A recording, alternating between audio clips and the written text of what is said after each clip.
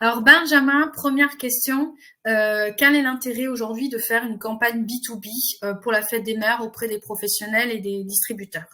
Forcément, je suis biaisé parce que moi, je travaille dans le B2B, donc amplificateur de revenus et dans les partenariats. Donc, je pense qu'on avance aussi plus loin ensemble avec un réseau de soutien. Donc, je suis content qu'on arrive sur la question du B2B. Je pense que tu as bien résumé les objectifs qui doivent aussi se baser sur l'expérience et les capacités, mais surtout aussi sur cette question du ciblage. Et en fait, c'est tentant toujours d'entendre au plus large dans les équipes qui ne travaillent pas avec nos réalités. Et au plus large, ça veut dire tout et rien. En fait, il faut quand même définir ces groupes d'utilisateurs si on veut en effet définir tout le monde. Il faut les mettre dans des clusters.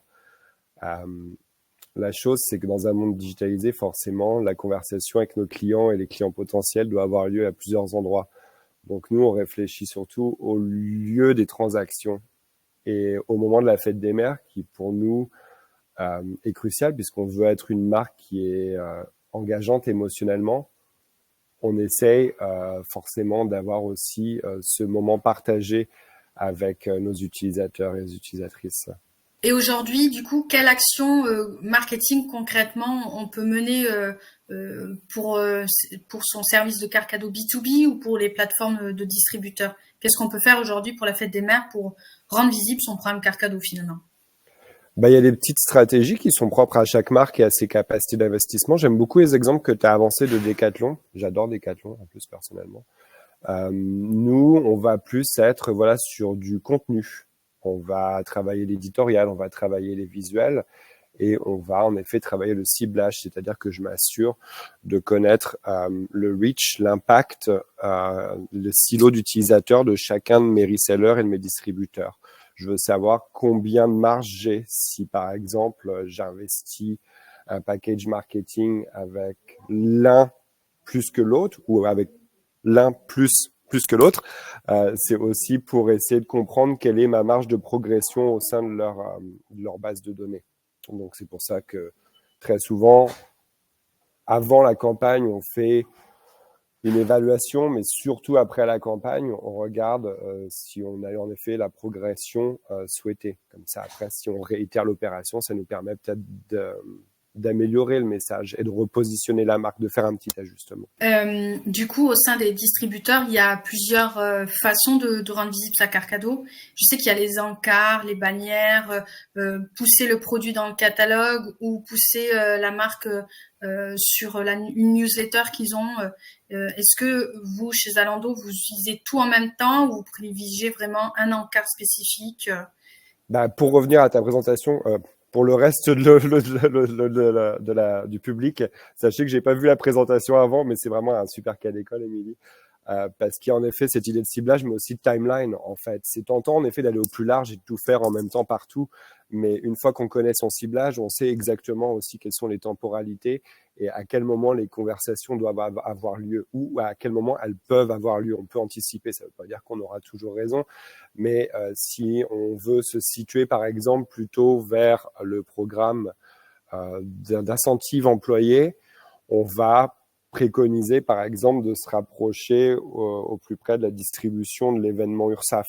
On va peut-être se rapprocher également aussi de la distribution des salaires.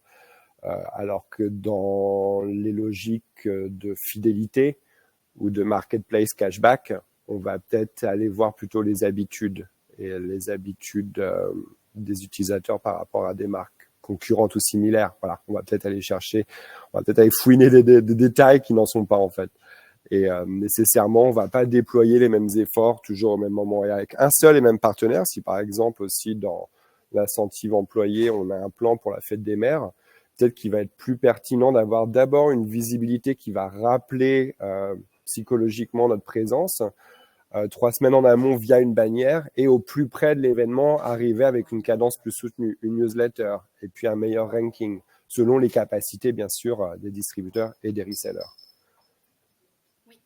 Juste pour clarifier un point, en fait, l'URSSAF, alors ça c'est un cas spécifique à la France. L'URSSAF octroie une exonération fiscale sur les cartes cadeaux à partir d'un certain montant et sur certains événements spécifiques. Donc cette année, c'est 193 € par employé sur l'année. Et la fête des mères fait partie des événements couverts par l'URSSAF. Donc, si une entreprise aujourd'hui offre des cartes cadeaux, ils pourront être exonérés sur leurs cartes cadeaux. Il n'y aura pas de charge fiscale dessus. Voilà. Du coup, Benjamin, le budget, comment on le définit et quelle est la manière? Parce que est-ce qu'on peut avoir à la fois un budget fixe ou un budget sur le nombre de cartes cadeaux vendus? Donc, lequel on choisit, lequel on privilégie? C'est le plus dur parce que je t'avoue que même après 3 ans chez Zalando, je suis toujours en train d'essayer de trouver le sweet spot. Dans l'idéal, il faudrait le prévoir en septembre pour l'année qui suit. La vérité, c'est que mon équipe finance, moi, en janvier, en fait, elle est toujours en train de wrap up l'année d'avant et on est en fait finalement toujours en train de faire des ajustements. Donc, au mieux faire des préconisations avant la période très occupée du dernier trimestre et puis le réviser en janvier et le réviser aussi au cours de l'année.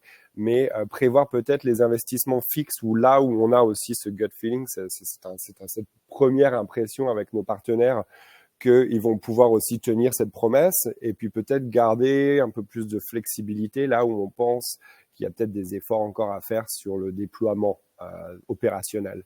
Et donc, ça nous permet peut-être de jongler un peu plus voilà, entre ce qui peut être vraiment planifié et puis ce qui est plus incertain sur ce qui nous laisse un peu plus de marge. Et